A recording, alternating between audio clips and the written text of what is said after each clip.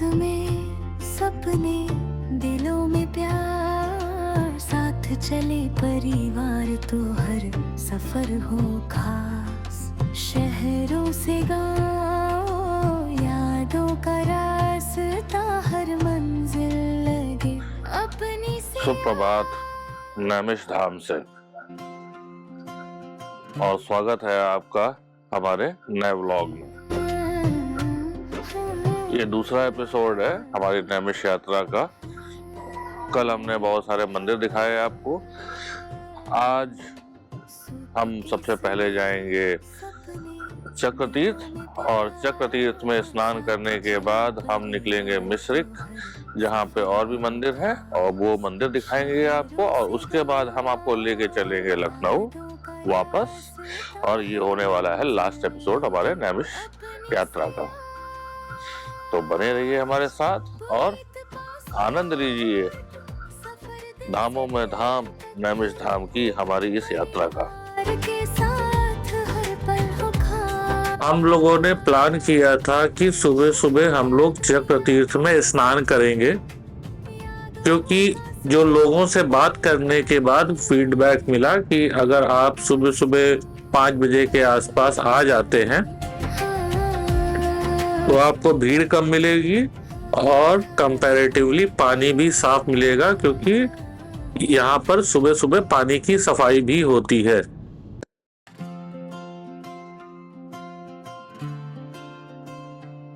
तो अब हम लोग पहुंच गए हैं दोबारा से चक्रतीर्थ। कल हम यहाँ पर आए थे, दर्शन किए थे। आज हम लोग स्नान करेंगे।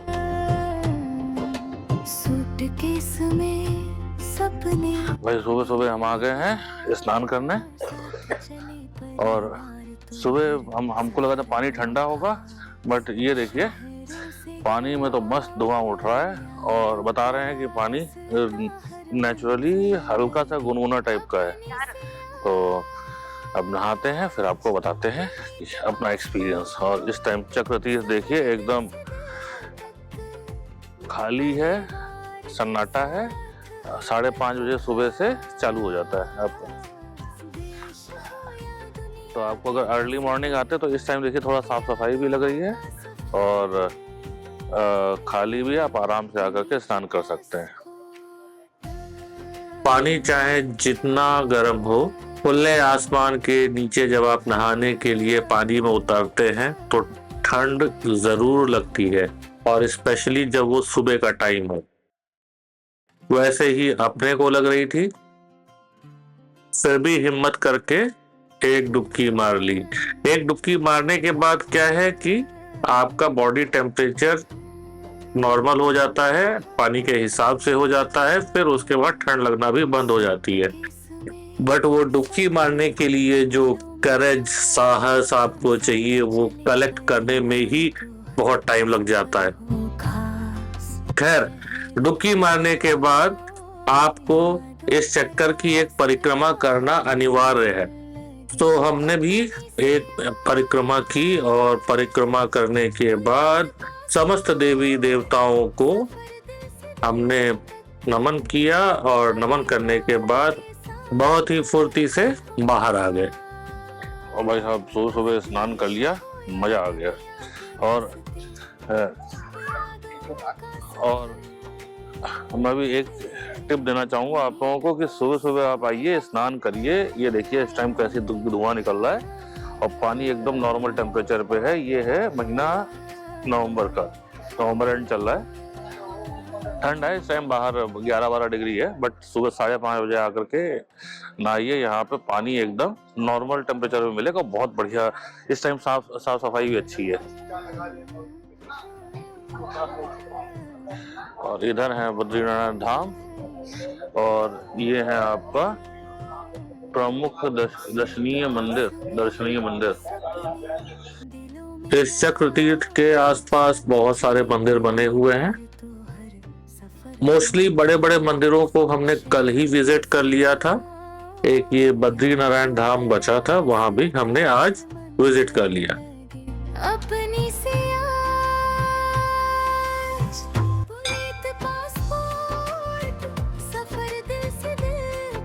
बद्रीनारायण धाम के बगल में ही यह राधा कृष्ण मंदिर भी बना हुआ है, आप इसको भी विजिट कर सकते हैं। हो या दुनिया के रास्ते, यादों का सफर। हमने कल के अपने विजिट के दौरान एक चीज हमने पूरे नैमिष में ऑब्जर्व किया कि पूरे नैमिष धाम में कंस्ट्रक्शन रेनोवेशन फुल जोर पे चल रहे हैं। अभी तो कुछ न्यूज में ऐसा सच है नहीं, बट स्पीड देख करके ये लग रहा है कि गवर्नमेंट कुछ ना कुछ यहाँ प्लान करके बैठी है और नजदीकी भविष्य में आपको कुछ नैमिष धाम के बारे में सुनने को मिलेगा। सिमिलर लाइंस पे चक्र तीर्थ में भी आपको द्वार बनते हुए दिख जाएंगे, जो कि अप्रोक्सीमेटली बन चुके हैं और ब्यूटिफिकेशन का काम भी जोर से चल रहा है। हम ये रेलवे स्टेशन भी देखने आ गए नैमिष धाम का कि ट्रेन कौन कौन सी आती हैं। एक ट्रेन तो मुझे पता है बालामो पैसेंजर, जो कि यहाँ पर आती है। बाकी ले देकर 3 से 4 ट्रेनें ही यहाँ पर आती है, जो कि आसपास के गांव से लोगों को लाती हैं। एक खास चीज है इस स्टेशन की कि यहाँ पे बंदरों का आतंक बहुत ज्यादा है। स्टेशन छोटा है बट सुंदर है।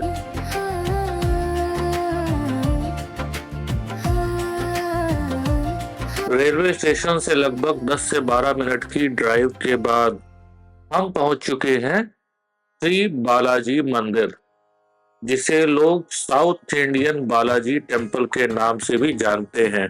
और अगर फुल फॉर्म बोला जाए तो मैंने याद कर रखा है, मैं आपको बताता हूँ। श्री भू समेता श्री वेंकटेश्वरा स्वामी देवस्थानम। मंदिर का गोपुरम साउथ इंडियन स्टाइल में बना है, जो इस एरिया के बाकी मंदिरों से बिल्कुल अलग और स्टैंड आउट करता है। इस मंदिर में आते ही बहुत अच्छी वाइब्स आ रही है। एक तो ये साउथ इंडियन गाना बज रहा है, बहुत ही प्यारा लग रहा है, बट सब ऑब्वियसली समझ में नहीं आ रहा। और मंदिर बहुत ही वेल मेंटेन्ड भी है। यहाँ पे रश ज्यादा नहीं है, इसलिए दर्शन में उतनी कोई दिक्कत नहीं है। आप आराम से आकर के और इस कैंपस को भी घूम सकते हैं। यहाँ पे एक गौशाला भी दी हुई है। और इस मंदिर की खास बात ये है कि ये रेलवे स्टेशन से जस्ट पास में है। अगर आप ट्रेन से आ रहे हैं तो तब भी इसको मिस नहीं कर सकते, क्योंकि ऑटो पकड़ करके 10 से 12 मिनट में मैक्सिमम आप यहाँ पर आ सकते हैं। और एक ताज्जुब की चीज ये लगी कि इस मंदिर में सामान बेचने वाले हैं तो लोकल लोग, बट वो तेलुगु बोल रहे हैं। इस चीज से ये समझ में आता है कि यहाँ पे साउथ इंडियंस इतने आते हैं कि लोकल्स तेलुगु सीख चुके हैं।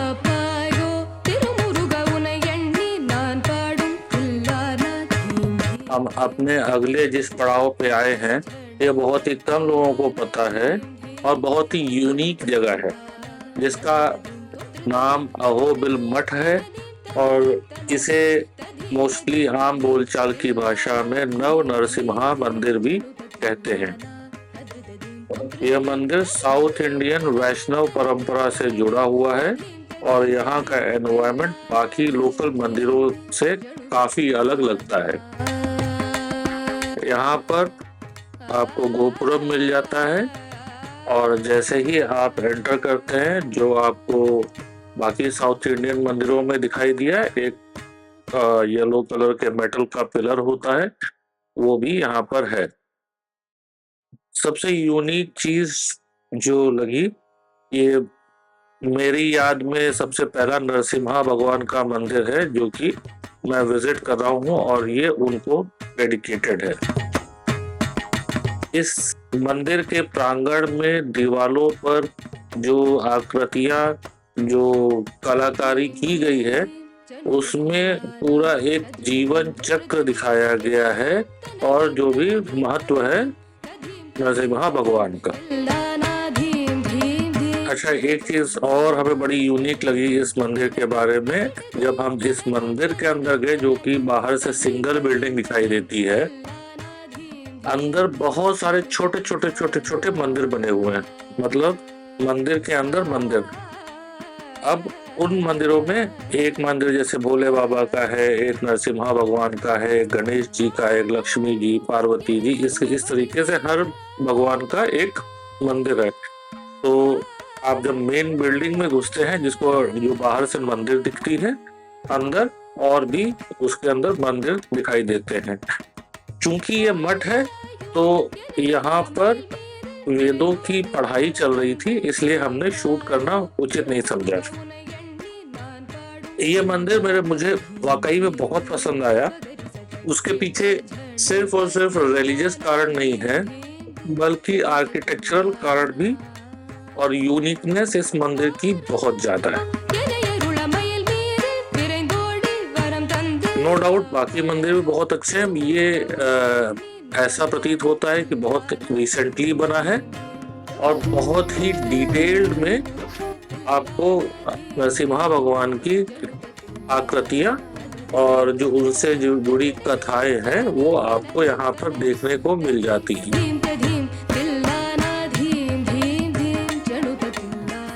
ये हम आ गए चार धाम मंदिर पे और ये है सामने मंदिर।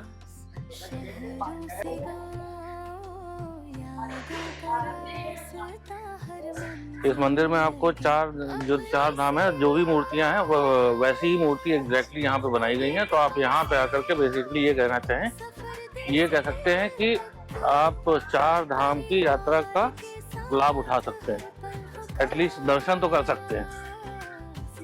ये भी एक अच्छा मंदिर है, अभी रिसेंटली ही बना है शायद से। और यहाँ पे हॉस्टल भी है, इधर बाहर हॉस्टल विद्यापीठ है। यहाँ पे छात्रावास 1, 2 इस तरीके से बना हुआ है। और ये है वो मेन गेट उस साइड है, हम इस साइड से आ गए, तो ये भी आप घूम सकते हैं। तो ये भी आप विजिट कर सकते हैं जब यहाँ पर आए।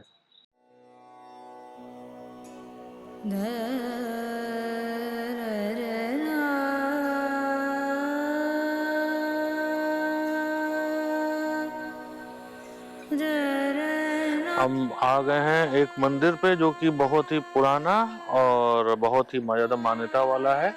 बट उसके पहले हम मंदिर दिखाएं आपको, मगर उसके पहले एक ये चीज नजारा दिखाते हैं बाहर का।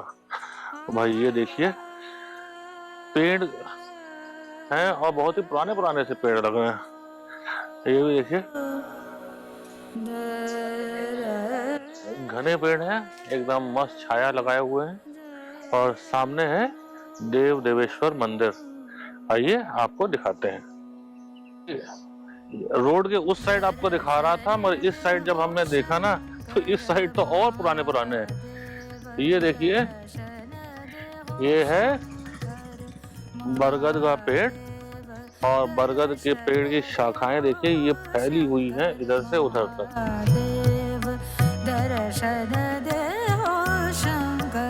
आई थिंक ये मेन तना है। मेन अगर होगा तो हाँ ये मेन है। और उसके अलावा हर जगह ये अब जड़े, इसकी जड़ें बोलेंगे या शाखा जा करके जमीन में घुस गई है और अपने आप में एक नया पेड़ बन गया। वो देखिए उधर भी जाके बना हुआ है।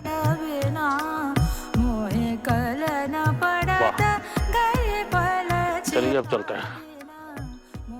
ये है देवेश्वर मंदिर का द्वार और दर्शन करके आते हैं भोले बाबा के। फिर आपको ले चलते हैं, एक ऐसी चीज दिखाते हैं जिसको आप कुदरत का चमत्कार ही कहेंगे, उसके अलावा और कोई शब्द नहीं है।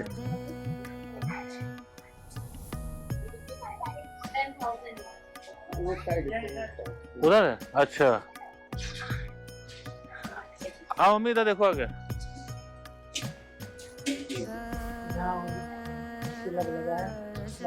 हाँ देखो जो तिलक लगा हुआ है वो गणेश जी बने। ये हाथी की सूंड है। अच्छा हाँ, ये भी बना है, नहीं दिखे? ये देखो इधर, ये हाथी बना है, उसकी सूंड है। ये हाथी बना है और ये उसकी सूंड बनी हुई है।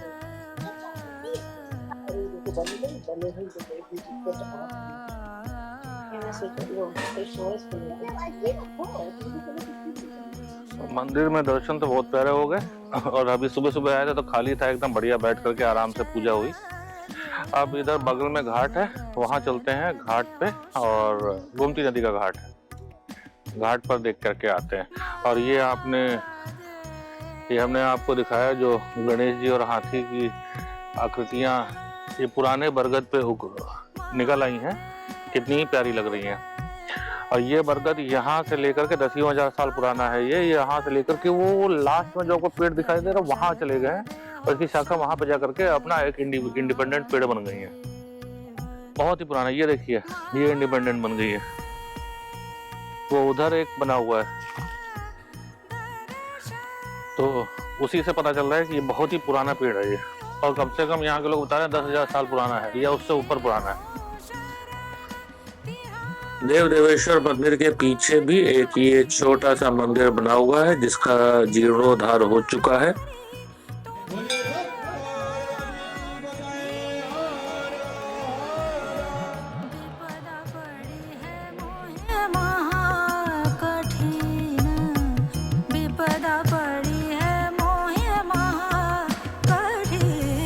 इसी मंदिर के पीछे बना हुआ है रिवर फ्रंट, ये गोमती नदी है।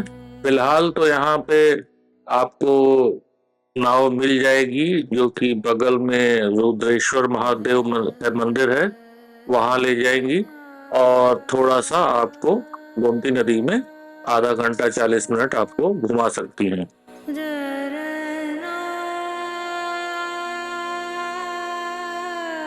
उससे ज्यादा अभी कोई एक्टिविटीज नहीं चल रही है, बट भविष्य में हाँ उम्मीद की जा सकती है।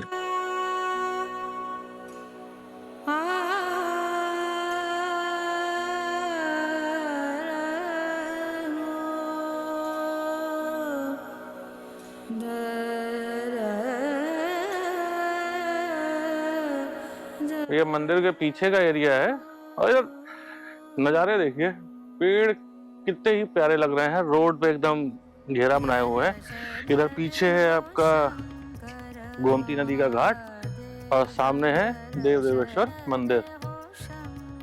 वैरायटी ऑफ पेड़ लगे हैं, खजूर के लगे हुए हैं, पीपल है, बरगद है और बहुत सारे पेड़ हम बाकी हम जानते नहीं है, बट हैं तो अच्छे खासे।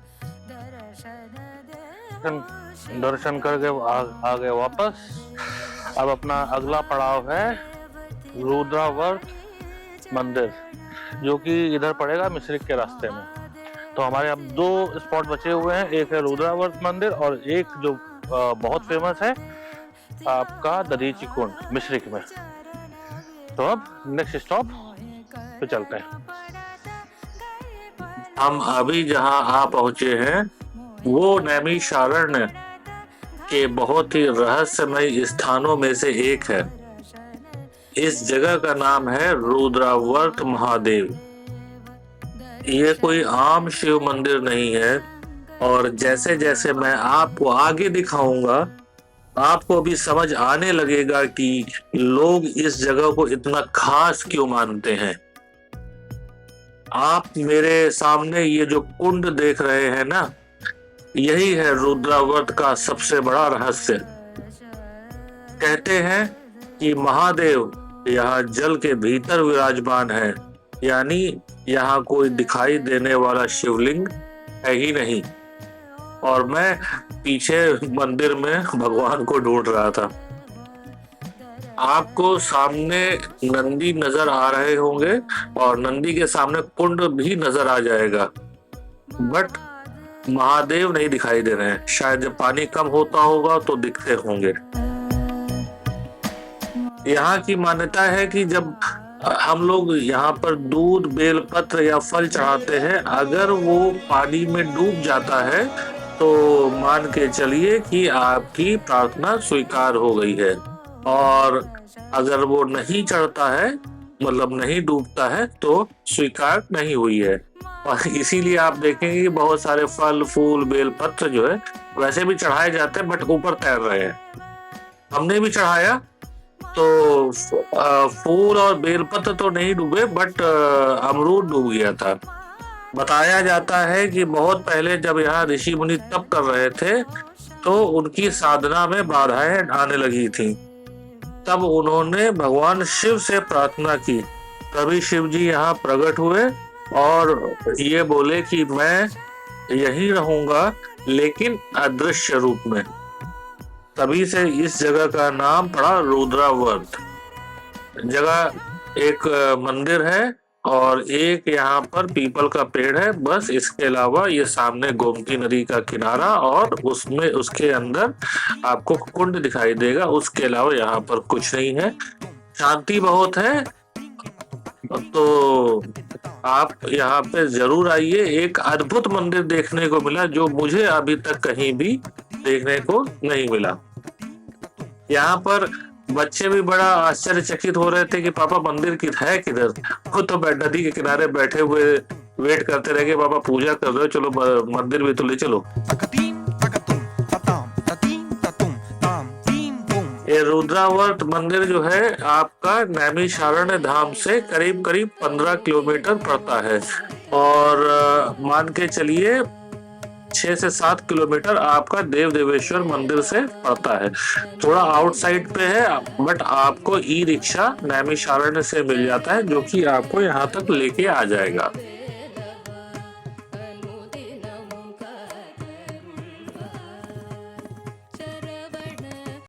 अब हम आपको जहाँ लेके चल रहे हैं वो एक धार्मिक क्षेत्र नहीं बल्कि एक आधुनिक टेक्नोलॉजी का नायाब नमूना है जो कि गवर्नमेंट की स्कीम के तहत नैमिषारण्य में अवतरित हो रहा है। ये है आपके सामने नैमिषारण्य का बन चुका हेलीपोर्ट। अब आप पूछोगे हेलीपोर्ट क्या होता है? आपने एयरपोर्ट सुना है, यहाँ पर हवाई जहाज हेलीकॉप्टर उतरते हैं और टेक ऑफ करते हैं। हेलीपोर्ट में सिर्फ और सिर्फ हेलीकॉप्टर लैंड और टेक ऑफ करते हैं। इसका मतलब अभी आने वाले समय में यहाँ से आप हेलीकॉप्टर की सवारी कर सकते हैं या हेलीकॉप्टर पकड़ के आप यहाँ पर आ सकते हैं। जी हाँ, ये सिर्फ एक वीआईपी हेलीपोर्ट नहीं होने वाला जहाँ पे सिर्फ वीआईपी आएंगे। हम आप जैसे कॉमन इंसान भी यहाँ पर आ सकते हैं। इस टाइप की स्कीम देहरादून में चल रही है जहाँ पर एक जगह से दूसरी जगह जाने के लिए हेलीकॉप्टर का सहारा लिया जाता है क्योंकि वो शॉर्ट डिस्टेंस होती है, वहाँ पे एयरपोर्ट नहीं होता है और अमूमन किराया 1500 से 2-3 हज़ार के बीच में वैरी करता है। सेम टाइप की स्कीम यहाँ पर भी होने वाली है। हम अभी रिसेंटली अयोध्या विजिट करके आए हैं, वहाँ पे हमने हेलीपोर्ट देखा। मथुरा में हमको पता है, बनारस में भी हेलीपोर्ट है। काइंड ऑफ मैं कह सकता हूँ कि एक्सक्लूसिव तस्वीर आपके लिए मैं लेके आ रहा हूँ नैमिषारण्य से। रास्ते में हमें एक बहुत प्यारा सा स्कूल दिख गया जिसकी बाउंड्री में भाई साहब स्लोगन्स देखिए, बहुत ही प्यारे प्यारे खूब सारे लिखे हुए हैं।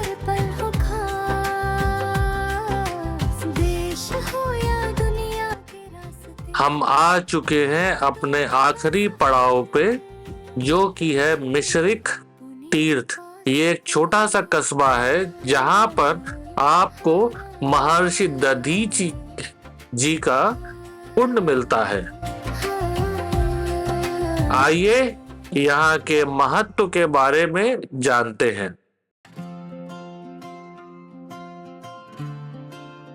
ऋषि दधीचि ने तपस्या किया और महामृत्युंजय मंत्र का जाप किया तो शंकर भगवान प्रसन्न होकर महर्षि दधीचि को इच्छा, मृत्यु और वज्रमय होने का वरदान दिया। कुछ समय बाद तुष्टा ऋषि थे, उन्होंने एक यज्ञ किया था पुत्र यज्ञ थी।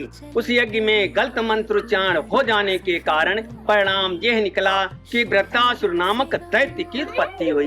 वृत्तासुर दैत्य एक ऐसा दैत्य था, ऋषि मुनि पूजा पाठ यज्ञ हवन करने में विध्वंस करने लगा, यहाँ तक इंद्र आदि देवताओं पे कब्जा कर लिया।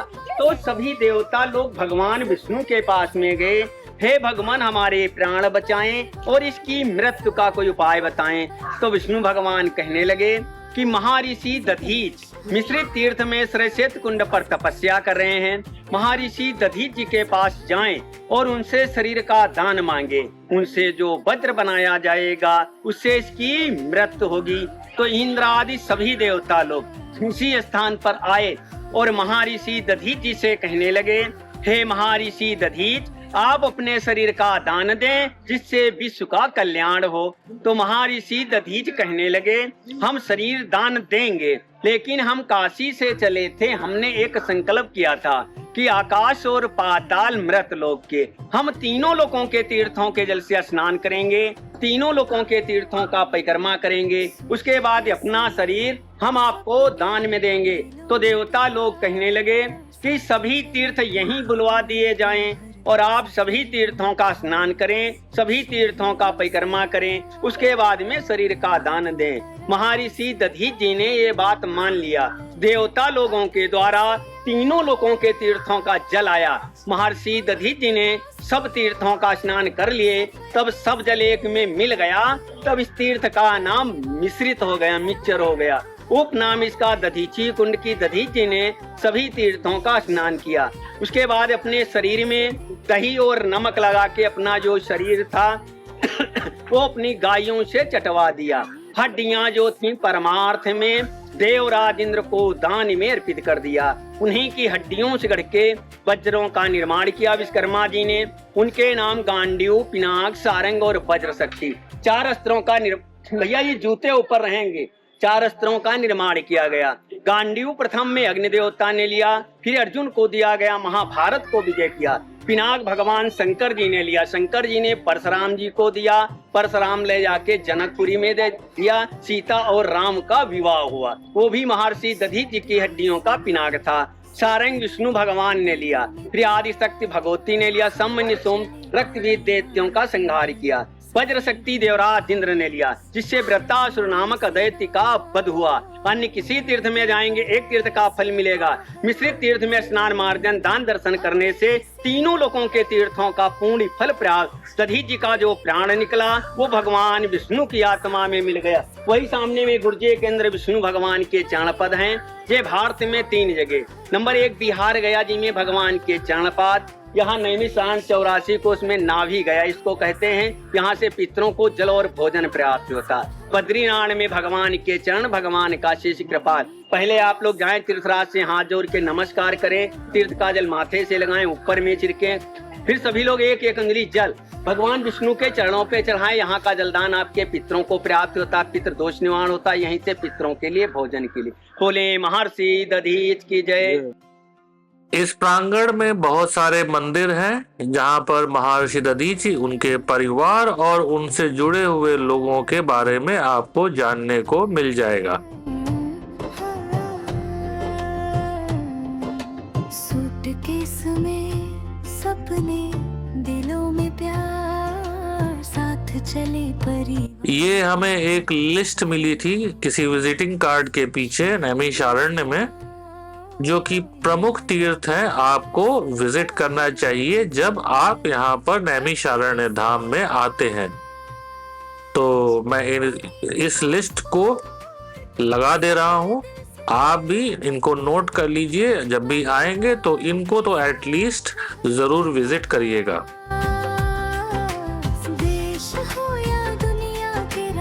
वापसी में हमको अपने एक रिलेटिव के यहाँ विजिट करना था, तो हम संडीला एक छोटा सा शहर पड़ता है उस साइड आ गए हैं। और ये एक छोटी सी जगह है उस रास्ते पर बेनीगंज, वहाँ पर हम विजिट करेंगे और उसके बाद फिर आगे निकलेंगे लखनऊ के लिए।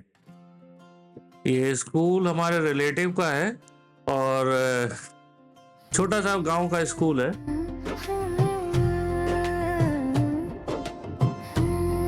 यहाँ बच्चे आकर के पता नहीं क्यों बट मिट्टी से खेलना बड़ा पसंद आ रहा है इन लोगों को। सपने दिलों में प्यार, साथ चले परिवार तो हर सफर हो खास। शहरों से गांव, यादों का रास्ता, हर मंजिल लगे अपनी से आज। पुनीत पासपोर्ट, सफर दिल से दिल तक, परिवार के साथ हर पल हो खास। देश हो या दुनिया के रास्ते, यादों का सफर। अब हम लोग निकल चुके हैं बेनीगंज से लखनऊ के लिए। हम रास्ता पकड़ेंगे वाया संडीला। बेनीगंज से 88 किलोमीटर्स की अप्रॉक्सीमेट डिस्टेंस है लखनऊ की। हमें करीब 2 से 2.5 घंटा आराम से लग जाएगा जाने में। हमारा नैमिषारण्य का विजिट बहुत अच्छा रहा, एक्सेप्ट 1-2 चीज़ों को मैं सोचता हूँ कि इम्प्रूवमेंट होना चाहिए। सबसे पहली चीज़ कि जो यहाँ पे आपको पंडे मिलते हैं, ये थोड़ा सा एटीट्यूड में इनके सुधार होना चाहिए, क्योंकि आपसे पैसा मांगते हैं और अगर आप पैसा देने में आनाकानी करते हो तो ये फिर बुरा भला बोलते हैं और कैमरा देख लेते हैं, तो आपको फिर हो सकता है रिकॉर्डिंग करने से भी मना करते। तो इनका बर्ताव एकदम चेंज हो जाता है अगर आप पैसा उनको नहीं दे रहे हो। वो हमें बहुत ही गंदा लगा और ये यूनिफॉर्म था, हर जगह पे था, not related to any specific place. But overall ये एक्सपीरियंस, ये ट्रिप हमें बहुत अच्छा लगा और इनफैक्ट बहुत ही सरप्राइजिंग भी। शायद आप लोगों को भी ये बहुत बड़ा सरप्राइज लगा होगा कि जिस जगह का नाम नहीं सुना वहाँ का इतना महत्व और इतना डेवलपमेंट। कमेंट सेक्शन में जरूर बताइएगा कि आपके क्या विचार थे, क्या नाम भी सुना था आपने इससे पहले। हम लोग बातें करते करते कब लखनऊ पहुंच गए पता ही नहीं चला। अभी हम हैं किसान पथ के जस्ट नीचे, मतलब लखनऊ के बॉर्डर पे, और अब हम यहाँ पे अब जाकर के हमको ढाबा मिला है और अब हम रुके हैं इधर चाय पीने के लिए। चाय पीते हैं और चाय पीने के बाद निकलेंगे अपने घर की तरफ। घर के पास पहुंच करके प्लान है कि ढाबे पे खाना खाएंगे और फिर फाइनली डे को क्लोज करेंगे। और वैसे हाईवे बहुत ही प्यारा बना हुआ है, गाड़ी आराम से 100 टच कर रही है विदाउट एनी प्रॉब्लम। रास्ते में हमको टोल प्लाजा मिला, अभी चालू तो नहीं था बट उम्मीद करते हैं कि भविष्य में ये चालू होगा, तो आप यहाँ पे टोल एक्सपेक्ट कर सकते हैं।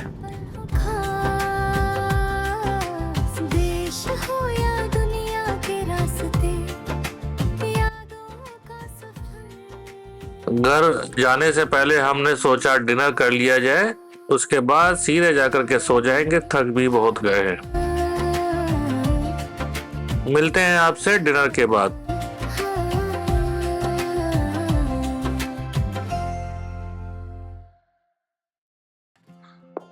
तो डिनर हो गया और डिनर करके अब हम जा रहे हैं अपने घर पे। और ये हमारा 2 दिन का ट्रिप नीमसार या नैमिषारण्य या तीर्थों के तीर्थ नैमिष का अब इसी के साथ खत्म होता है। अब मिलेंगे आपसे किसी नए एपिसोड में नए एनर्जी के साथ और किसी नए ट्रिप पे।